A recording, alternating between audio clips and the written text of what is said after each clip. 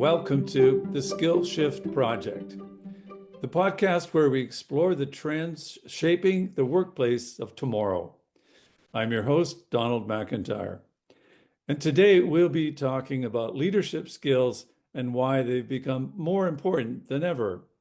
Joining me is Ayaz Shafi, a veteran executive leadership coach based in Calcutta, India. Ayaz has spent decades working with senior executives and teams at international companies throughout Asia, Africa, and the Middle East. And he's a professor at the IQ City United World School of Business. He's also in the middle of writing a book on the theory and practice of job interviews. Ayaz, welcome to the show. Thank you, Donald. Good to be with you again. Why don't we just jump straight in? To start with, can you tell us a little bit about your journey as an executive leadership coach and what got you into this field initially? Right. Okay, so I started off as a sales marketing professional right at the bottom of the pyramid and worked my way up, reached a reasonably decent position in terms of leadership, reasonably high enough. And then about 2000, 2001, the dot-com bust happened. Attrition all around. I had a large team and I was told that the team needs to go. I felt like a butcher. It was a very bad feeling. I realized that probably that's not what I want to do. And I want to move on, get into something that will be more exciting. Now, while I was leading corporate teams and businesses, I was already conducting a lot of sessions for my team in terms of building their skills and abilities, particularly behavioral skills. So I decided that that's probably something that will engage me a lot better, motivate me to do better, would be a lot more exciting. And end of the day, I would also feel that I'm contributing to others' lives as well, which was important to me, still is important to me. So I got into this space in about 2002, and initial years were a bit of a struggle, but things moved, and God has been kind. The journey has been fascinating, absolutely. In fact, when I started off, I didn't expect it to unfold the way it did. I have had the opportunity of working with some of the sharpest minds, most brilliant leaders. I have seen some very efficient and successful people reach the levels through discussions. I'm not saying I'm the cause of that, but I am glad I could contribute, even if in a small way, to their journey. And it feels good. It's more like a vicarious feeling, but it feels good to see others succeed to whatever you may have contributed. I also work closely with the students, young men and women pursuing professional courses, deciding on the future. And the interaction of these two levels, at the senior level and then at the youth level, has helped me build on certain thoughts and ideas in terms of motivation, in terms of behavioral skills and abilities. So I've been able to work on a psychometric tool, wrote a few theories of motivations as well, which have been published. I've worked on a psychometric tool, which has turned out to be very, very effective and good, actually. We're giving the listeners a lot to digest, so let's unpack a little bit of that. Sure. I think it's interesting you're working with senior leaders and youth, because one of the things that we want to cover in this podcast is skills that are valuable for young people today, the skills they'll need as they become the leaders of the future. Could you comment on that, and particularly from the perspective of working in Asia, Africa, and the Middle East? My understanding is there are two aspects to it. What is relevant to the youth in terms of abilities, leadership skills and abilities. The other is Asia, Africa, Middle East. While we can say that there are a lot of commonalities in the approach and culture that these regions have, but there are also finer nuances. Therefore, what works very well, perhaps in India, may not work as effectively in, let's say, a Botswana or a Zambia or a Ghana or Kenya kind of location, right? And those finer nuances would need to be kept in mind. And the good and effective leaders have actually done that. I've seen people working across geographical territories, Asia and Africa, and I have seen them adapt. Some of them couldn't, and it didn't work for them then. So when you look at the youngsters, before I go into what they need, I would want to establish the simple fact that some of the things that they are depending on today is probably becoming an impediment. So most of the solutions based on tech is probably not the right approach to leading teams, right? Tech-based solutions are good. They're helpful. They give you a very objective kind of approach. However, I maintain very, very strongly and firmly that innovation cannot come from technology. Technology is a product of innovation, right? Not the other way around. And therefore, leaders have to, youngsters particularly, have to look at innovation from another perspective, not purely in terms of technology. That's the first one that leaders, future leaders would need to look at. The other is human beings, no matter what you do with technology, will continue to be critical for societal growth, for economic growth, or whatever, whichever way you look at growth and development. And therefore, a leader would neglect the human aspect of the relationship with peers, with colleagues, with seniors, with the larger society at his own peril, at his own risk, or her own risk. And that becomes very crucial. And that is why I maintain that as we go along in the next 10 years, I see behavioral skills becoming far more critical than technical or functional skills for leaders. Well, it's interesting because looking at some recent surveys on this topic, there are companies and thought leaders saying as AI automates more and more jobs and as technology progresses, it's actually those soft skills, including leadership, of course, that are going to be more in demand. If AI becomes a tool, and let's hope it becomes a tool and doesn't take over, but it becomes a tool that helps you be more effective and more proficient, then those skills that involve working with teams, collaborating across borders, leading teams, all of those become relatively more important because the more mundane tasks are taken away. Is that that's what you see? Absolutely what I meant. I believe very strongly that AI should continue to be a tool and not leading the way for future progress. That's important. It should be supporting future progress. And the idea of progress should come from leaders, which means the vision, the ability to see beyond today and the obvious is going to become critical for leaders. So if you're looking at skills and abilities, there are two elements I would want to highlight. One is the human aspect, how you deal with people around you.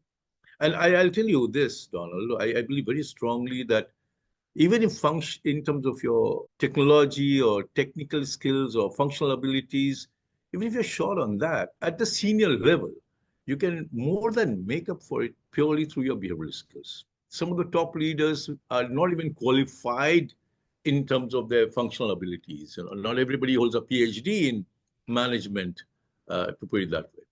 And therefore, this aspect becomes absolutely critical. So that's one part, the human part, the behavioral part. The other part is the vision that you have. Now, the problem with vision, so far as leaders are concerned, that's a current crop of leaders. The vision is limited by what you see today.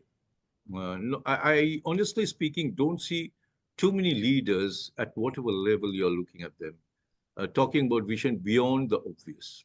So if you're talking about cars that would fly, that's an obvious, from self-driven car to a flying car is a obvious graduation anyway. So there's nothing great there you're talking about in terms of your vision. Right? What I would like to see and what is going to be important for future leaders is to say, how does it impact the overall scenario? We fly cars, which is fantastic, but what does it do actually in terms of society, in terms of economy, in terms of psyche of the people? The last piece is very important because if you notice in the last 30, 40 years, aggression has become the hallmark of most of the leaders. I mean, you are in your face. If you want to be a leader, you have to be aggressive. And aggression more negatively than positively. So aggression, I have two aspects to it. One is aggression towards a task and results, and you're very aggressive, driven to achieve the result and task. The other is aggression towards people. I see a lot more aggression towards people. And you can see it in the violence that you see, both physical, verbal, whichever way. So when you see trolls online, you see a lot of aggression from the trolls, So or the people aggression responding toward the with posts. task is fine. It's that aggression toward people, and where's that coming from? Or maybe the question is, what can you do about it? Or if you're helping to coach and guide people, how do you approach that? So this problem comes in when you're not clear about your vision, when you don't know what exactly has to be achieved, or beyond the obvious. So what Mm. happens? I have to establish that I am better than the next guy. I'm competing in the leadership space, by the way, all the time. And it is not limited to political leaders only. It's for social leaders and economic leaders and business leaders and everybody you look at. And therefore, what I'm trying to do is I'm going to try and make myself more visible, and I'm trying to tell my audience that I'm better than the next guy. Now, either I prove it by saying this is the task which needs to be achieved, this is the mission that we need to achieve, and this is how we are going to achieve it. Or I say that guy is your enemy, bash him up. And the second part is what is happening. So that's mediocre and substandard leadership. And on Well, that's display across the world, right now you have it. you're also seeing that in business. Absolutely. So, because generally business start talking about go-getters some 30, 40 years ago. The young man is a go-getter. He's the one who should be taking over. He's the one who will lead the organization or the division or the section, whatever, in future, because he's a go-getter. And go-getter initially was about the task. But somewhere along the way, it got diluted by saying how much of an aggression can you display in most situations? How tough do you sound in most situations? And you will notice today, even business leaders, 20 years ago, a business leader wouldn't be shooting from the lips, as I call it, and they end up shooting from the lips or from the fingertips, tweets and posts. And that's where the problem is. 20 years ago, 30 years ago, you had a PR guy who would vet whatever you wanted to say as the CEO, and that would be released to the press. That's not happening anymore. I can log into my Twitter account and type in something at 3 a.m. and make no sense to myself. Forget the word, right? Mm-hmm. And that's what is happening. So this focus on visibility of leaders has taken our attention away from what the task is, what the goal is, or what the objective is. That's the key. So So that somewhere young, aggression may be hiding a lack of vision. Now, absolutely. vision is obviously an important part of leadership. It's a big topic, but to take it back to younger people and the kind of skills or training they need or the kinds of things they should be thinking about, how do you try to get around that, particularly given that young people are on their phones pretty much 24/7, and this is the world they've grown up in? Right. So I was talking to this professor from UCLA and Dr. Zeb, and we were in agreement. One of the thoughts that came to me in the course of that discussion was about what you call externals of leadership and internals of leadership. The core values, for example, your mission in life, what you're passionate about, that's your internal to you. However, again, I go back and I see in the last 50, 60 years, the focus has been purely on the externals, how you communicate, how you dress, how you come across to people, uh, and so on. So the focus on externals has diluted, I would say, swept away the internal aspect of leadership. And the way to define a great leader would simply be to say that somebody who has had an impact on a century, let's say Gandhi and Martin Luther King Jr. and so on and so forth, Nelson Mandela for that matter, Mother Teresa for that matter, right? And these people are people who have impacted centuries and not just a decade. Right now, you see leaders who impact a term, if they're president, prime ministers, or political leaders, who impact the business for 5 years or 2 years while they're CEOs and chairmen of business houses. What needs to be done as people who are training leaders for future is to help them focus more on internals rather than externals. I'm not saying for a second that the way you appear to your target audience is not important. The Winston Churchill's hat and cigar was famous, symbolic. But symbolism needs to evolve. It cannot be faked.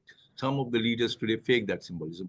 What I'm saying is that focus and attention should be squarely on internals, the values that you hold here. And I'm not trying to preach at this point in time. The leaders need to discover their own values and how it aligns with the larger society.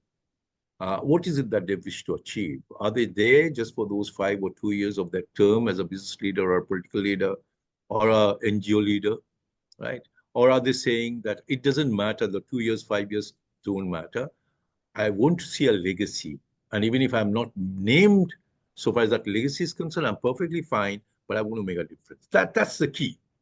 But these are things that are not easy to teach. If you were talking to a young person today, or if you were, say, talking to a teacher at a senior high school, would you be saying students should spend more time on critical thinking, creative thinking? Should they be spending more time in the outdoors doing independent projects where they're sort of forced to rely on themselves? Right. Practically speaking, how do you instill that?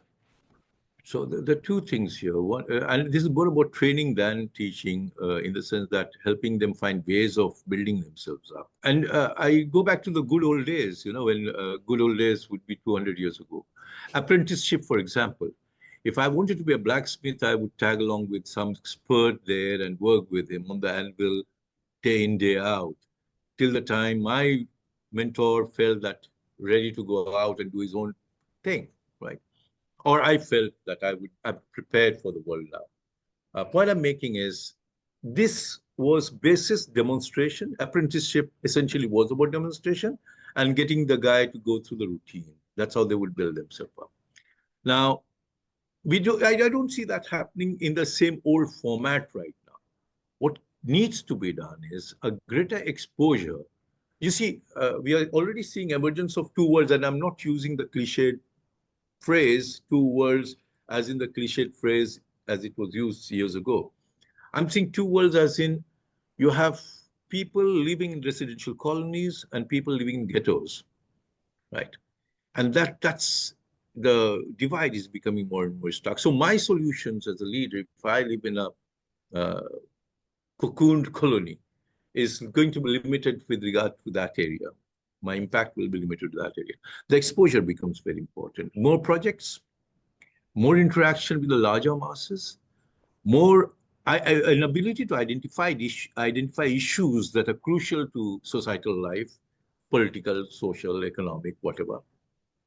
And that's how it's going to be. So my take is that the education system needs to focus more on greater interaction between the larger audience and the individuals who want to build themselves up or have the potential to build themselves up to a higher level. That's the key. What sort of interaction? So if you allow me to use an example, my daughter studied sociology. And, she grew up in a particular kind of environment. And when she was doing her certain kind of projects, she had to go to different kind of slums, different ghettos, talk to people, interact with them, connect with them. Some of them kept connecting with her after the project was over as well. Now, this can be designed. So you have a project which is not just about a 15 days project. That's how most of projects, at least in India, are designed. I'm saying projects which have a larger ramification, projects which will run longer, and projects which will ask you a fundamental question, not just diagnose, but what is the solution that you've offered? How have you contributed to finding a solution? More than just writing a thesis and submitting it as a part of your project report, right? And that needs to be done at the high school and undergrad level. By the time you are in graduation, you complete your graduation. So you're suggesting that doing a course on your computer using Cliff Notes or Spark Notes isn't going to cut it. It's actually going out and seeing the real world and interacting in a meaningful way with people. That would take, I think, a significant change in the level and of education in high school and university, and it would Absolutely. take resources or maybe just better paid teachers who can find ways to make that happen. Do you see that happening anywhere? Do you see that kind of approach? No, I have a problem with the education system in most places. I don't know about all the places, but in my country, I have a serious problem with the education system. It's divorced from reality. That's I a think fundamental it's, problem with yeah, most of the education systems. it's not just in India. There's I think I problems guess so. across education systems in many countries. And since we're sort of we've gone down this path, I was reading about Finland's education system, and what they Right. have done is focus on critical thinking. But rather than having a here's your critical thinking class, they integrate critical thinking into every subject. It's just woven Right. into it. And it seems to have been quite successful, and it's getting noticed. I've seen other countries looking at this and trying to understand how they did it. So, Would that so be part of? absolutely. And I'll tell you how I see it. You know, in the next 5 years, maybe 10, 90% of things that young men and women are doing today will be taken over by the machine. AI will kind of get into that space. The only distinctive feature that humans will have will be the ability to think critically and go beyond the algorithm. Now, young men and women need to learn, and I'm talking about future leaders as well when I say this, they need to learn to engage more in critical thinking. My fear is that the dependence on AI, particularly, will lead to a situation where we stop applying our minds. You know, I'm scared, I'm afraid, mortally scared, I would say, that the mind will become like the brains will become like the tailbone of human beings. You know, you don't, vestigial organ, you don't use it, you lose it, right? Uh, that's a little over the top, but that's my fear. Well, The problem, sorry, if you've done much with ChatGTP, you can see it can do a lot of the thinking for you, and that's definitely a risk. You could also use absolutely. it to sharpen your critical thinking, but I think there's a definite risk of that happening if we don't manage this properly. So what I think, critical thinking, and you mentioned Finland, and that's an excellent example. The point is this, that if that can be done, that would be the most beneficial thing you can do for future generations, actually. Because training your youngsters, youth, whether they become leaders or otherwise, that's besides the point. In critical thinking is at this point in time the most crying need, I would say. You really need to have these youngsters realizing, understanding that I can't be writing my project just basis chat GPT. And I read these on Facebook and all other platforms, which says, write a project report in the time that you're reading this. Use AI. And that's, in my mind, stupid. Sorry, but that's the word that comes to mind. That's stupid. You're dumbing down. Last 20 years, we've already been guilty of dumbing down an entire generation thanks to Facebook and so on. And there's further dumbing down that is happening. So whatever little intellectual abilities are left, 90% of the youngsters are not going to use it. If we could take it back to what you said earlier, critical thinking could be one. You were talking earlier about the need for young people to get out into the world and interact. So that would be about empathy and interpersonal skills.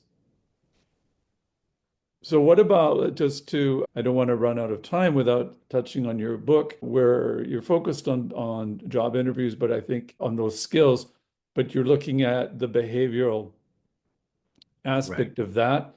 That's obviously an important topic given the rates of youth unemployment, the challenges young people face in trying to find jobs, and those challenges I think are going to become greater as time goes on. Right. Right. So some of the things that this book talks about is getting rid of the uh, misconceptions about interview.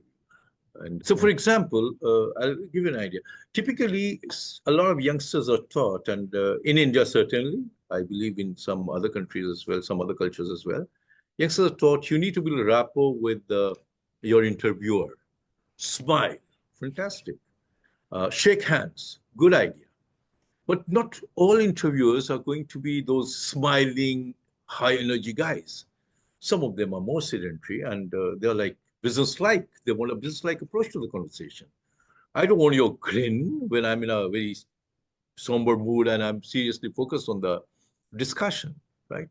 And I may be somebody who doesn't like physical contact, for God's sake. So I don't want to shake your hand anyway, right?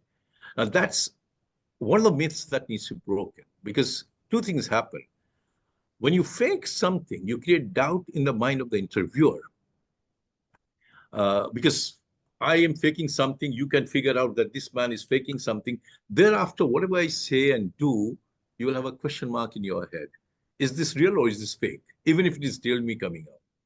Therefore, one of the first things it says is look at your behavioral style, how you operate. That's the first one. Get a good sense of yourself. So you could be one of those aggressive, result-oriented, driven, motivated kind of person, ambitious, etc., etc. Task-oriented, right? Extroverted. You could also be one of those guys who's extroverted, but very, very people-oriented, loves smiling, chatting up people, and so on and so forth.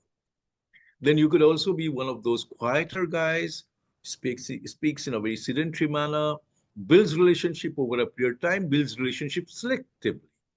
And then you could also be somebody who is a critical thinker, analyst kind of guy, right? And somebody who's very introverted, works very well with numbers, data and facts are crucial, and so on.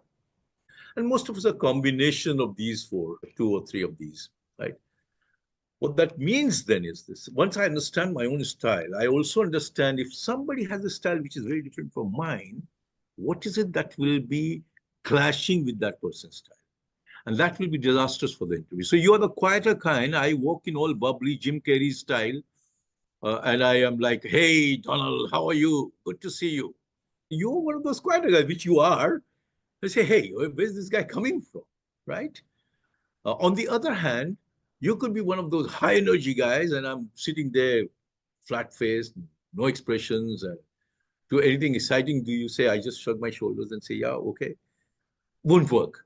So I will also need to understand how to read somebody's style and then speak in a manner, conduct myself in a manner, demonstrate behavior that the other person can relate to.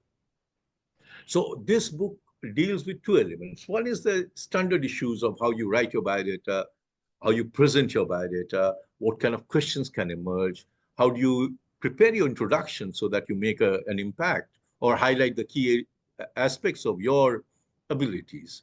The other aspect is this behavioral aspect. How do you read your own behavior and understand it?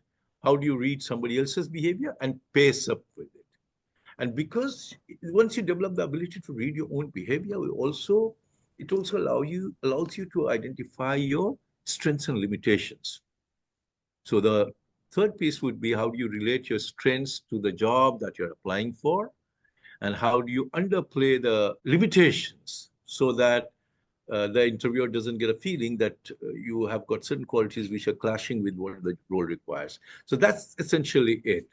Well, that That self-awareness piece is something that takes a long time for many people, but obviously having that self-awareness helps you present yourself in a more authentic way to the person who's interviewing you. So one of the things that I highlight to youngsters is this.